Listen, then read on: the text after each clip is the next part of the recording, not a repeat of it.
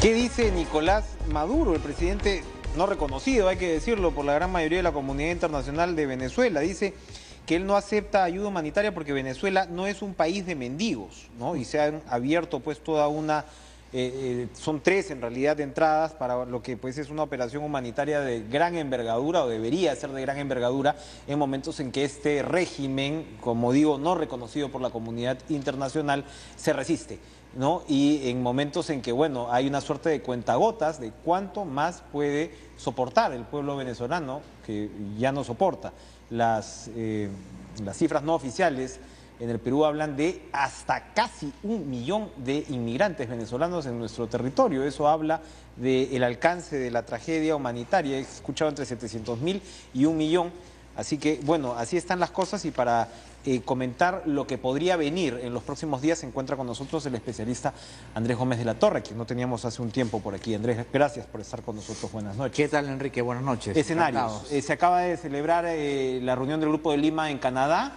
Todo indica que va pues hacia reforzar el tema de cerrarle los caños financieros a Maduro, ¿no? Por todas las fuentes posibles, pero aún así pues no queda claro si esto va a ser suficiente para que este régimen finalmente implosione.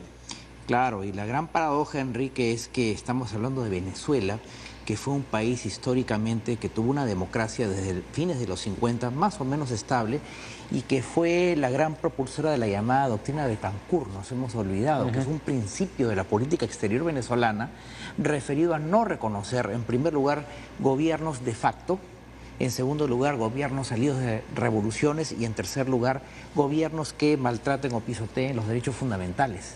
Acá por lo menos el primero y el tercero se cumple plenamente, así que se está aplicando la doctrina Betancur en el país de origen. Exactamente, porque fue el presidente Rómulo Betancur el adalid de esta posición, que fue una posición muy lineal en la política exterior de Venezuela durante muchos años.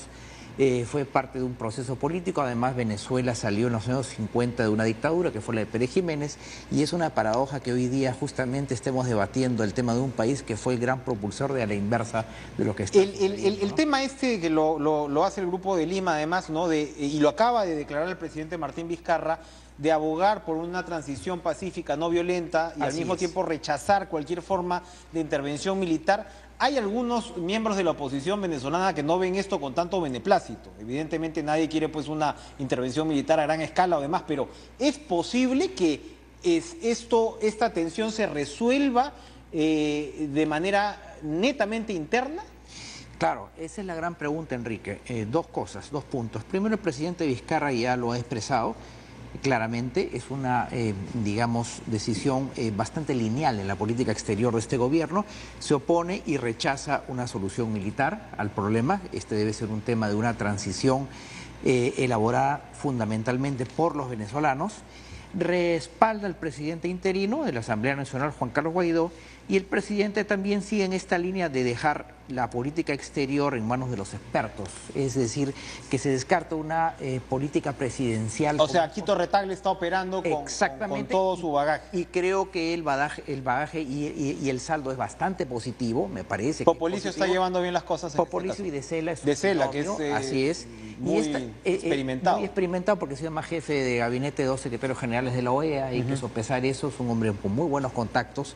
Y es una posición de política exterior que ya el presidente le había marcado la pauta desde que asumió el 23 de marzo del año pasado, de hacer una política exterior más de cancillería que presidencial, porque estamos en unos escenarios de América Latina en donde tenemos pues un poquito de protagonismos, y me refiero a Bolsonaro, porque es muy interesante. Y lo bueno que ha tenido el Grupo de Lima, déjame decirte, Enrique, es que le ha un poco acotado estas posiciones radicales, por ejemplo, de Bolsonaro. ¿Era en serio la posición de Bolsonaro radical con respecto a la posibilidad de una intervención militar? Fue en serio, pero hay un dicho criollo que es muy claro, ¿no? Una cosa es con guitarra y otra es con cajón.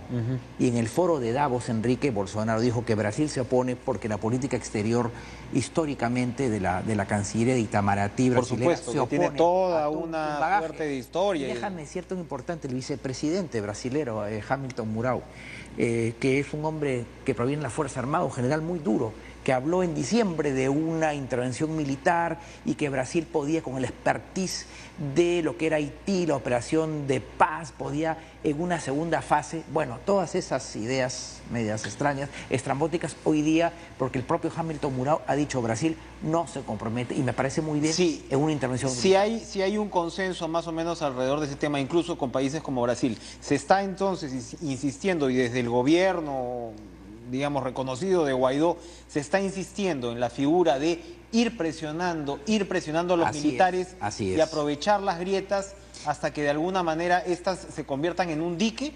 Esto va a ser posible con el grado de corrupción que todos sabemos se ha tomado la cúpula militar venezolana.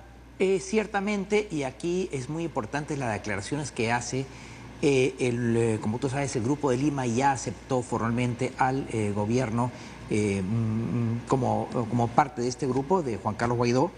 El representante para este Grupo de Lima es Julio Borges, conocido por todos, un político. Muy conocido, sí. Así es, en sus primeras declaraciones, como ya Venezuela forma parte de este Grupo de Lima, habla justamente de la Fuerza Armada Nacional, la influencia de Cuba y esto que tú has expresado muy bien, este juego de fisuras, de lograr efectivamente pequeños boquetes para que progresivamente se produzca una fisura mayor y evidentemente se produzca un cambio de régimen. ¿Qué dice Borges? Aquí la clave está en la Fuerza Armada Nacional y creo que eso lo tenemos claro.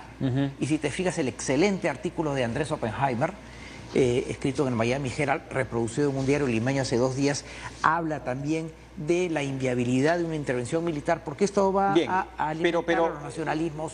Tomando en cuenta tu experiencia, tú eres conocedor además del tema de Fuerzas Armadas, ¿en qué momento esas fisuras se convierten realmente en huecos que pueden permitir la caída del régimen de Maduro? ¿En qué momento podríamos pensar en una situación como esta? Siempre se hablan de las revoluciones de los coroneles o de las instancias inferiores, pero aquí evidentemente hay un trabajo, no sé si llamarlo fino, y probablemente la inteligencia cubana tiene que ver de detección de los focos que pueden resultar insubordinados.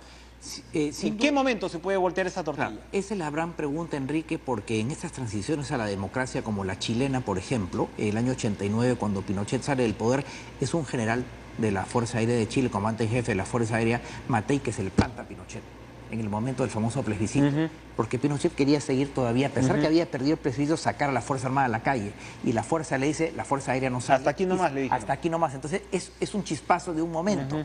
Efectivamente, todo indica que hay una gran desazón de parte de los cuadros que no han sido favorecidos con este prebendismo, con esta política de cooptación militar. Los militares manejan grandes negocios públicos y tienen una presencia muy fuerte en el aparato público, entonces estamos hablando de mucho dinero en juego. Y se habla incluso de rutas de control de narcotráfico, se habla de cártel, como muy bien dijo Virginia Rosas en un artículo del Comercio, el famoso cártel de los soles, se habla de vinculaciones con el narcotráfico, se habla de una serie de nexos y de contactos que tienen altos oficiales militares venezolanos con el crimen organizado. El propio Partido Socialista Unificado de Venezuela tiene algunos líderes muy controvertidos. Entonces, claro, estamos en un tema muy complejo en el cual, lamentablemente, Enrique, aquí se va a tener que negociar por lo bajo, de manera silente. Exacto. Y hay que ser claros y hay que ser muy realistas, Enrique. Se van a tener que sacrificar ciertos valores y principios y se van a tener que negociar impunidad. O sea, para evitar un baño de sangre, podríamos ver a Maduro asilado en algún país. El problema, Enrique, ¿estas negociaciones se pueden estar dando en estos momentos en paralelo? Podrían estarse dando. Yo veo a un Maduro un poquito inseguro porque hace demasiado aspaviento con el mundo militar. ¿No? Está muy cerca de la Fuerza Armada y esto me da a mí un pequeño indicador de que aquí hay un cierto resquemor, porque no era muy usual que salgan estas maniobras, haciendo estos trotes militares, podría reflejar una inseguridad. Pero en todo caso, a mí no me cabe la menor duda que tiene que haber una negociación reservada para negociar. ¿Cuál es el problema, Enrique? Que aquí no se trata como en Panamá, por ejemplo, que era en la operación Causa Justa 89, Noriega, que era el único blanco de alto valor, el BAF, único blanco de alto valor.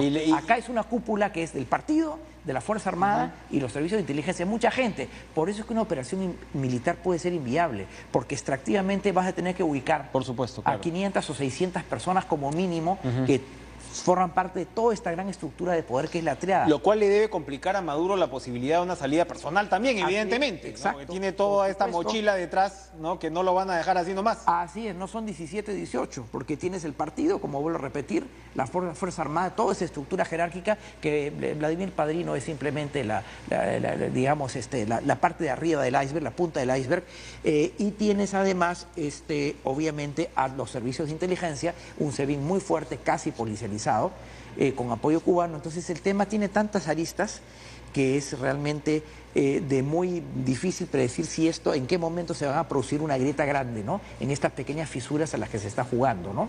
El Papa ha respondido para finalizar a este nuevo pedido de diálogo, pero se ha puesto de costado también finalmente. Bueno, es como Uruguay y como México, con su doctrina Estrada, tú lo sabes mejor que yo, AMLO es un político a veces indescifrable. Así es. Indescifrable, que sabemos que no le gusta la política exterior, que sabemos que es un presidente muy puertas hacia adentro, pero que también realmente pues es cierto que, preguntémosle a Rodríguez Zapatero, ¿no? Los famosos diálogos en República Dominicana. ¿En qué termina? ¿En qué termina? Así es. Exactamente, ¿no? Gracias, Andrés Gómez de la Torre, por acompañarnos esta noche. Gracias. Muy interesante perspectiva. Vamos a una pausa, volvemos con lo último de Cara a Cara.